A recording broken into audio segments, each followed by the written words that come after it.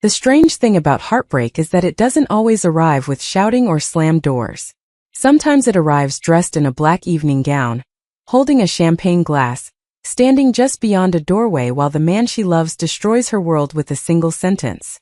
I remember the exact moment because everything about that night had seemed perfect until then. The ballroom shimmered beneath crystal chandeliers that scattered warm light across polished marble floors. A string quartet played softly near the grand staircase while Manhattan glittered beyond the floor-to-ceiling windows. I stood near the entrance to the private lounge, adjusting the diamond bracelet Adrian had given me on our third wedding anniversary. Everyone in the city knew Adrian Romano. Some admired him. Some feared him. Most never truly knew him. I thought I did. I thought being his wife meant I understood the man beneath the tailored suits, beneath the power, beneath the carefully controlled expression he showed the world. That night proved how wrong I was. I had stepped away from the charity gala to find him. The auction was about to begin, and several guests were asking for him. As I approached the partially open lounge door, I heard laughter. Familiar voices. Business associates. Friends. Men who had known Adrian for years. I was about to walk in when someone asked a question. It sounded harmless at first. Casual. The kind of thing people say after a few drinks. What would you do if Claire ever left you? More laughter followed. I smiled without meaning to. I expected Adrian to dismiss the question. Maybe joke about it. Maybe roll his eyes. Instead there was a pause. Just long enough for me to stop moving. Just long enough for my hand to freeze against the doorframe. Then Adrian answered. Calmly. Effortlessly. Without hesitation. If Claire left tomorrow, life would go on. The words settled over the room. A few men chuckled. Someone made another joke. But I never heard it. Because all I could hear was the sound of my own heartbeat. Life would go on. Not I'd miss her. Not I'd fight for her. Not I can't imagine that happening. Life would go on. I stared at the floor because suddenly the room felt unsteady beneath me. For years I had rearranged my life around his. I had canceled trips, missed holidays, eaten countless dinners alone while waiting for him to come home. I had defended him when people questioned him, believed in him when no one else could reach him, loved him through every long night and every difficult season. And apparently if I disappeared tomorrow, life would simply continue. I wanted to walk into that room. I wanted to ask him if he truly meant it. But something stopped me. Maybe pride. Maybe heartbreak. Maybe the quiet realization that if I had to ask, I already knew the answer. So I stepped back. Slowly. Silently. No one noticed. No one followed. The music from the ballroom drifted through the hallway as I forced myself to smile for strangers and pose for photographs and play the role everyone expected. But inside something had changed. Something important. Something final. And while Adrian Romano continued enjoying the evening, completely unaware of what had happened, I made a decision that would change both of our lives forever. The next morning I woke up before sunrise, even though I had barely slept at all. The digital clock beside the bed glowed 5:17 a.m. in pale blue numbers, and for a moment I stared at the ceiling, listening to the silence. Adrian was beside me, asleep on his back, one arm resting across the expensive sheets. From a distance he looked peaceful. Younger somehow. Less like the man who controlled boardrooms and negotiations and impossible decisions every day. Less like the man whose words had followed me home from the gala like a shadow I could not escape. I turned my head and studied him in the dim light filtering through the curtains. 3 years ago I would have reached for his hand. 3 years ago, seeing him asleep beside me would have made me feel safe.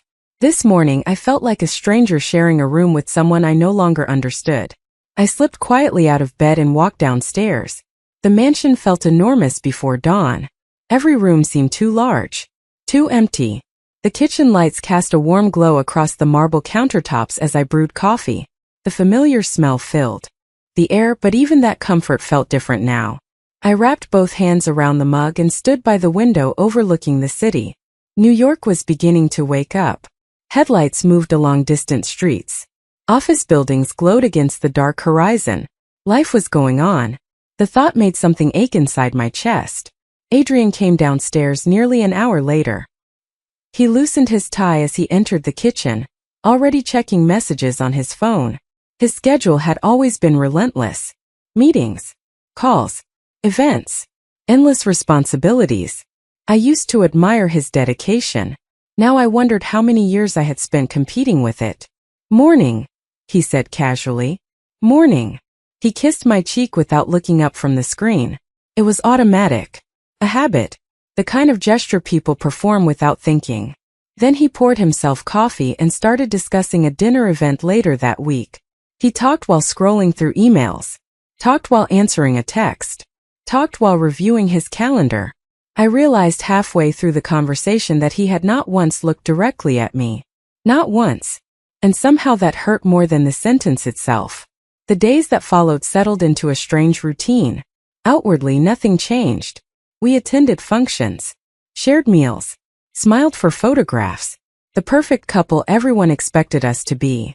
But inside, something had shifted. I started noticing things I had ignored before. The empty chair across from me during late dinners. The unread books I had bought while waiting for him to come home. The vacations we postponed. The promises that quietly disappeared beneath more urgent priorities. One afternoon, I opened an old storage box in my home office. Inside were photographs from our first year together. Beach trips. Road trips. Ordinary moments. Adrian smiling without a phone in his hand. Adrian laughing so hard he could barely stand. Adrian looking at me like I was the most important person in the room. I sat on the floor for almost an hour holding those pictures. Trying to remember when everything had changed. Trying to remember when I had started becoming invisible. That night, Adrian returned home after midnight. I heard his footsteps in the hallway. Heard him pause outside my office door. For a second I thought he might come inside. Ask what I was doing. Notice the photographs scattered around me. Notice me. But after a moment, his footsteps continued toward the bedroom. And as the sound faded into the distance, a quiet realization settled over me. The most dangerous part of losing someone is not the moment they walk away. It is the moment they stop believing you would notice if they did. People think disappearing begins with packing a suitcase. They are wrong. It begins much earlier. In the quiet moments when you stop expecting someone to notice your absence. Over the next week, I started seeing my life with a clarity that felt almost cruel. Every morning followed the same pattern. Adrian left before sunrise or shortly after. Every evening he came home late, carrying the weight of a world that always seemed more important than the one waiting for him here. I stopped asking when he would be back. Stopped sending messages to check whether he had eaten. Stopped rearranging my schedule around his. At first he did not seem to notice. One rainy Thursday afternoon, I drove into the city alone. The windshield wipers moved back and forth as Manhattan blurred beneath gray clouds. Years ago, I had dreamed of opening a small art studio. Nothing extravagant. Just a warm space filled with sunlight and paint and people who wanted to create something beautiful. I had even rented a tiny studio apartment above a bookstore before meeting Adrian. After our wedding, I kept the lease for a while. Then life became busy. His life became my life. The dream slowly disappeared beneath meetings, charity events, and obligations. Yet as I parked outside the old building that afternoon, I realized something surprising. The studio was still available. The elderly landlord recognized me immediately. "Claire Foster," he said with a smile. "I have not seen you in years." Neither had I thought quietly. Not the real version of myself. I spent an hour walking through the empty space. Dust floated through shafts of afternoon light. The wooden floors creaked beneath my shoes. The room was smaller than I remembered. Imperfect. Ordinary. And somehow it felt more like home than the mansion I had been living in for 3 years. That evening I returned home carrying brochures and notes tucked inside my purse. Adrian was already there for once. He sat in his office behind a massive oak desk, surrounded by glowing computer screens and stacks of paperwork. For a moment, I stood in the doorway watching him. Waiting. Hoping he might look up. Maybe ask about my day.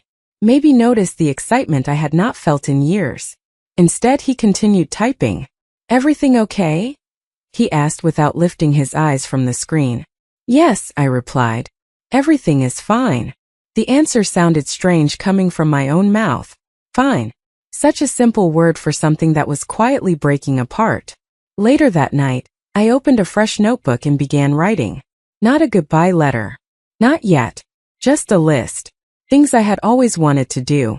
Places I wanted to visit. Goals I had abandoned. Dreams I had postponed. The list grew longer than I expected. When I finally looked up, nearly 2 hours had passed. I heard Adrian's voice drifting from downstairs as he spoke on the phone. Calm. Confident. In control. The same voice that could command a room full of powerful people. The same voice that once made me feel chosen. I closed the notebook and stared out the window toward the city lights. For the first time in years, I was not imagining a future built around Adrian Romano. I was imagining one built around myself. And somehow that realization felt both terrifying and freeing at the exact same time. The most painful goodbyes are the ones nobody sees coming. 2 weeks after the gala, I stopped waiting for signs that Adrian would notice something was wrong. First, that realization hurt. Then it became strangely liberating. I no longer checked my phone every few minutes. I no longer rearranged dinner reservations when meetings ran late. I no longer sat awake staring at headlights outside the mansion, hoping the next car would be his. Instead, I started building routines that belonged entirely to me. Every Tuesday and Thursday afternoon, I returned to the little studio above the bookstore. The landlord handed me the keys after I signed a new lease agreement. The metal felt cool in my palm. Small. Ordinary. Yet holding those keys felt more significant than any diamond necklace I had ever owned. The space slowly began transforming. Fresh paint covered the walls. New shelves appeared. Sunlight poured through the tall windows each morning. I spent hours sketching layouts and planning classes. For the first time in years, my future felt like something I was creating instead of something I was simply accompanying. Meanwhile, life inside the mansion continued exactly as before. Adrian remained consumed by work. His calendar filled weeks in advance. His phone rang constantly. His assistants appeared and disappeared carrying folders and schedules and updates. Sometimes we crossed paths in the hallway like polite strangers sharing the same hotel. One evening, he arrived home earlier than usual. I was sitting in the library reviewing paperwork for the studio when he entered carrying 2 glasses of wine. It surprised me because moments like this had become rare. He handed me 1 glass and sat across from me. "You have been quiet lately," he said. I almost laughed. Not because the comment was funny, but because it was astonishing. Quiet lately. As if the distance between us had appeared overnight. As if it had not been growing for years. "Maybe I have just been thinking," I replied. He nodded absently. "About what?" I looked at him for several seconds. This was the moment I realized. A doorway. An opportunity. If he truly wanted to know, I would tell him everything. The loneliness. The disappointment. The dreams I had buried. The sentence I could not forget. But before I could answer, his phone vibrated. He glanced at the screen. Then again. Then a third time. Within seconds, his attention was gone. "I am sorry," he said while already standing. "This cannot wait." And just like that, the moment disappeared. The door closed behind him. I sat alone in the library holding a glass of wine neither of us had touched. Strangely, I did not cry. I did not feel angry. What I felt was certainty. Later that night, I opened my notebook and added a new item to the list. Find an apartment. The words stared back at me from the page. Simple. Direct. Real. Over the next several days, I quietly met with a realtor. I opened a private bank account using funds I had earned from investments made long before my marriage. I organized documents, sorted personal belongings, made decisions I should have made years ago. Nobody noticed. Not the house staff. Not Adrian's assistants. Not even Adrian himself. Every step felt surreal, like walking through a dream where only I knew the ending. Then one Friday evening, while organizing old files in the master bedroom, I found our wedding album tucked inside a cabinet. Dust coated the cover. I carried it to the window and slowly turned each page. There we were. Smiling. Laughing. Looking at each other as though nothing else existed. My fingers lingered on one photograph longer than the others. Adrian's eyes were fixed entirely on me. The expression on his face was impossible to misunderstand. Once upon a time, I had been the center of his world. The question that haunted me was not what changed. The question was whether he even realized he had let me drift away. The morning I left did not feel dramatic. There was no storm outside. No argument. No final confrontation waiting to happen. The sky beyond the bedroom windows was clear, painted in soft shades of gold as the sun climbed over the city. Adrian was asleep beside me, exactly as he had been countless mornings before. For a long moment, I simply sat there watching him. The rise and fall of his breathing. The familiar curve of his hand resting against the sheets. The face I had loved for years. I kept waiting for some overwhelming emotion to stop me. A sign. A reason. Something. But all I felt was a deep and quiet sadness. Not because I was leaving. Because I had stayed this long hoping things would change. I slipped out of bed and moved through the room silently. Most of my personal belongings had already been relocated over the previous weeks. Few boxes. Some books. Family photographs. Sketches from years ago. Small pieces of myself that had gradually disappeared inside this house. Downstairs, the mansion was silent. The staff would not arrive for another hour. I walked through each room one final time. The dining room where I had eaten alone more times than I could count. The library where I had waited for conversations that never happened. The terrace where Adrian and I once spent entire evenings talking about our future. Every space held memories. Some beautiful. Some painful. All of them unfinished. In the kitchen, I placed a single envelope on the marble counter. Beside it, I carefully removed my wedding ring. The diamond caught the morning light before coming to rest against the white surface.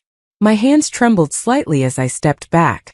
3 years of marriage reduced to a small circle of gold and a folded piece of paper. I stared at them for several seconds. Then I turned away. The drive across Manhattan felt strangely peaceful. Traffic was light. The city was just beginning to wake. People hurried toward coffee shops and subway stations. Delivery trucks filled side streets. Life continued exactly as it always had. For the first time in months, I did not feel trapped inside it. When I reached my new apartment above the studio, I carried the last box upstairs myself. The space was modest. 1 bedroom. Exposed brick walls. Hardwood floors. Large windows overlooking the street below. Nothing compared to the mansion. Yet standing there surrounded by sunlight and possibility, I felt lighter than I had in years. Around 9 o'clock, my phone began vibrating. Once. Twice. Then again. Adrian. I stared at his name appearing on the screen. I knew exactly what had happened. He had woken up. Walked downstairs. Seen the ring. Found the letter. My chest tightened, but I did not answer. A voicemail appeared. Then another. Then a third. I sat quietly beside the window as the city moved beneath me. Finally, after nearly an hour, I opened the letter I had written a week earlier and reread the final sentence. The same sentence Adrian would be reading at that exact moment. The same sentence that explained everything without anger, blame, or cruelty. For simple words. Now life goes on. People imagine heartbreak as something loud. They imagine shattered glass, raised voices, dramatic endings. The truth is much quieter. Sometimes heartbreak sounds like an empty house. 3 days after I left, I finally listened to one of Adrian's voicemails. I sat on the floor of my apartment surrounded by unopened boxes while sunlight spilled across the hardwood floor. His voice filled the room. First he sounded confused. "Claire, call me." The second message came 2 hours later. "I do not understand what is happening." By the third message, something had changed. The confidence was gone. "Please answer your phone." I deleted none of them. I simply placed the phone face down beside me and stared out the window. Meanwhile, life inside the mansion was unfolding without me. At least that was what Adrian had always believed would happen. Later, I would learn how wrong he had been. The first morning after my departure, he reportedly skipped breakfast. Not unusual. The second morning, he asked a housekeeper if anyone had heard from me. By the third day, he was returning home earlier than normal. By the fifth, he had started wandering through rooms he rarely entered. The library. The terrace. The garden behind the house. Places that suddenly felt different without realizing why. I knew none of this at the time. My own days were beginning to take shape. The studio opened quietly. A few students arrived during the first week. A retired teacher. A college student. A young mother looking for a creative outlet. Ordinary people with ordinary lives. I loved every minute of it. For the first time in years, my evenings belonged to me. I cooked simple dinners. Walked through the neighborhood. Sat by the window with sketchbooks and coffee while city lights flickered below. Yet healing was not as simple as freedom. Some nights I still reached for my phone expecting a message from Adrian. Some mornings I woke up forgetting where I was. Grief does not disappear simply because you choose yourself. It lingers. It follows. It asks difficult questions. One rainy evening I received a call from Sophia, one of the longtime staff members at the mansion. We had become friends over the years. Her voice sounded hesitant. "I probably should not be telling you this," she said. "Telling me what?" There was a pause. "He keeps asking about you." I stared at the rain sliding down my apartment window. "That does not change anything." "I know." Another pause. "Claire, I have worked in that house for 8 years. I have never seen him like this." After the call ended, I sat quietly for a long time. Part of me wanted to believe it mattered. Part of me wanted to believe he finally understood.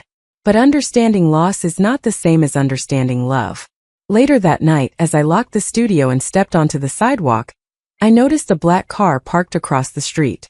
It remained there for only a few seconds before pulling away into traffic. Maybe it meant nothing. Maybe it was coincidence. Yet something deep inside me whispered otherwise. Because for the first time since I walked away, I had the unmistakable feeling that Adrian Romano had stopped waiting for me to come back and had started looking for me instead. The truth rarely arrives all at once. It arrives in fragments. Receipts tucked inside drawers. Forgotten photographs. Conversations nobody realizes matter until years later. Nearly a month had passed since I left when Adrian finally stopped searching for explanations and started searching for answers. I learned that later from Sophia. Apparently, one Saturday morning, he walked into the storage room beside his home office looking for an old contract. Instead, he found boxes I had packed years ago and never opened again. Inside were notebooks, sketches, charity proposals, and letters. Pieces of a life I had quietly built around his. The first discovery was small. A folder containing records from a community center renovation project. Adrian had always believed one of his business partners handled the funding after the project nearly collapsed. What he did not know was that I had personally contributed nearly every dollar needed to keep it alive. Not for recognition. Not for publicity. Simply because children needed that place to stay open. Then came another discovery. And another. Scholarship funds donated anonymously. Medical bills paid for former employees facing hardship. Tuition assistance for the daughter of a longtime driver. Every file seemed to reveal a version of me he had never bothered to see. According to Sophia, he spent hours alone in that room. Reading. Sorting. Remembering. Meanwhile, my own life continued moving forward. The studio was thriving beyond anything I had expected. Classes filled quickly. New students arrived every week. The walls displayed paintings and photographs created by people rediscovering parts of themselves they thought were lost.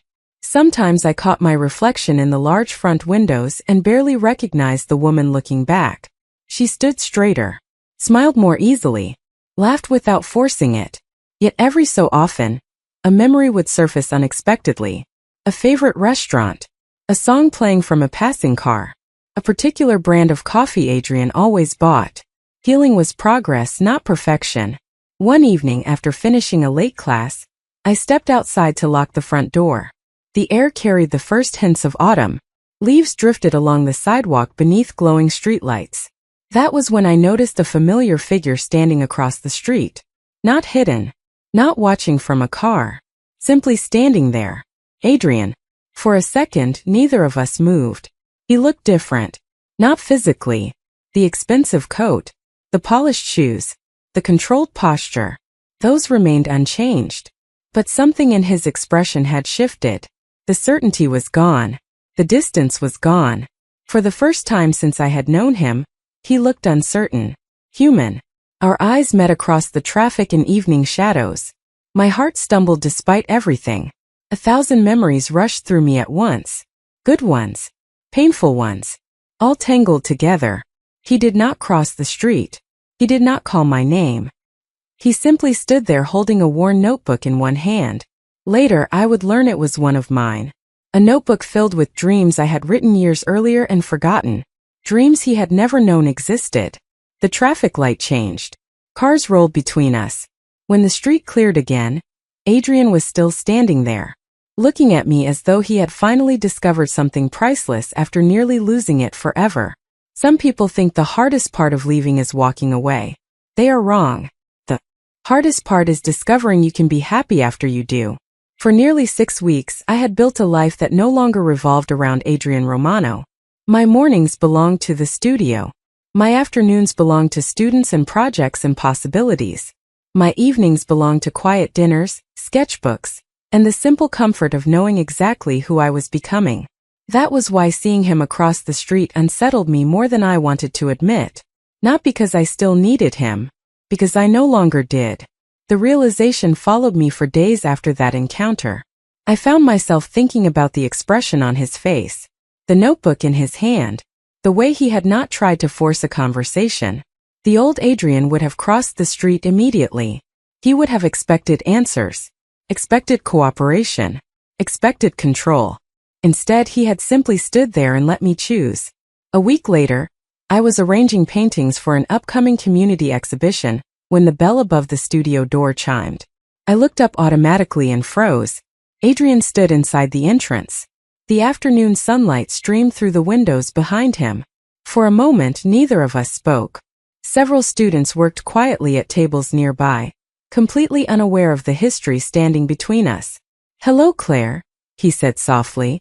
Hearing my name in his voice after all this time felt strange, familiar and unfamiliar at once. "Hello, Adrian." His eyes moved around the studio, the paintings, the shelves, the students laughing together near the back wall. Everything I had built. "It is beautiful," he said. "Thank you." Another silence settled between us. Not uncomfortable, just honest. Finally, he held out the notebook I had seen earlier. "I found this." I accepted it carefully. The worn cover felt familiar beneath my fingertips. I forgot I even owned this. "I read it." He looked almost ashamed admitting it. Every page. My heart tightened. Years ago, I would have given anything for him to care about those dreams. Now I simply listened. "You wanted this place long before you met me," he continued. "You wrote about helping people create things they thought they had lost." His gaze shifted toward the students. "You did it." There was no jealousy in his voice, no resentment, only admiration. Somehow that hurt more than anger ever could have. "I am happy here," I said quietly. The words hung between us. A truth, a boundary, a warning. Adrian nodded slowly. "I know." For the first time I saw genuine pain in his eyes. Not because I had left, because he finally understood what he had failed to protect. We talked for nearly 20 minutes. About the studio, about the neighborhood, about ordinary things. Yet beneath every sentence lived the conversation neither of us was ready to have. Eventually he stepped toward the door. "I should go." I nodded. "Take care of yourself, Adrian." His hand rested briefly on the door handle. Then he looked back at me. The confidence that once defined him was gone. In its place stood a man carrying regret he could not hide. "Claire," he said quietly, "for what it is worth, I finally understand what I lost." Then he walked out into the fading afternoon sunlight, leaving me standing in the studio I had built for myself, wondering whether understanding had arrived too late or whether, for the first time, it had arrived exactly when it needed to. The funny thing about second chances is that they rarely look the way you imagine them. Months passed after Adrian visited the studio. Winter arrived in New York, wrapping the city in cold winds and silver skies. Life continued moving forward, but not in the direction either of us once expected. The studio expanded into the vacant space next door. New classes filled every week. Local newspapers featured stories about the community programs we had launched. For the first time in my adult life, I felt completely present in my own future. Adrian never tried to interrupt that. He never asked me to give it up. He never tried to buy the building or solve my problems or reclaim the life we once shared. Instead, he changed in quieter ways. Sometimes I would receive a handwritten note congratulating the studio on a successful event. Sometimes a donation would arrive for a scholarship fund with no name attached. Sometimes I would hear from mutual friends about how he had started spending less time, chasing endless meetings and more time investing in people. Not because anyone demanded it, because he wanted to. One snowy evening in early December, the studio hosted its annual community exhibition. The rooms were filled with paintings, photographs, and sculptures created by students who once believed they had nothing worth sharing. Laughter echoed through the building. Music drifted from hidden speakers. The atmosphere felt warm despite the freezing weather outside. I was greeting guests near the entrance when I noticed Adrian standing across the room. He was alone. No assistants. No entourage. No distractions. Just Adrian. For a moment, neither of us moved. Then he slowly walked toward me. "Congratulations," he said. "You built something extraordinary." I smiled. "Thank you." He glanced around the room. "I used to think success was measured by power." His voice carried a quiet honesty I had never heard before. "Now I think it is measured by how many lives become better because you were there." I looked at him carefully. The transformation was subtle but undeniable. He was still strong, still confident, but the walls were gone. The distance was gone. He finally looked like the man I used to glimpse beneath everything else. "You have changed," I said. He nodded. "Losing you forced me to." The old version of Adrian would have stopped there. He would have expected forgiveness to arrive automatically. But he surprised me. "I am not asking you to come back," he continued softly. "I am not asking for anything." His eyes met mine. "I just needed you to know that meeting you was the best thing that ever happened to me. And losing you became the lesson that finally taught me how to be a better man." For several seconds, neither of us spoke. Snow drifted outside the windows. Guests moved through the gallery behind us. Life continued all around us. Then I reached out and took his hand. Not because the past had disappeared. Not because the pain had never happened. But because growth deserved to be recognized. Adrian looked down at our joined hands as though he could hardly believe it. I smiled softly. "Then maybe this is where we start again." His eyes closed briefly. And for the first time in years, I saw pure gratitude instead of certainty. As the snow continued falling beyond the glass, I realized something important. Love had not saved us. Losing each other had. Because power built Adrian Romano's empire. But learning how to love built the man standing in front of me.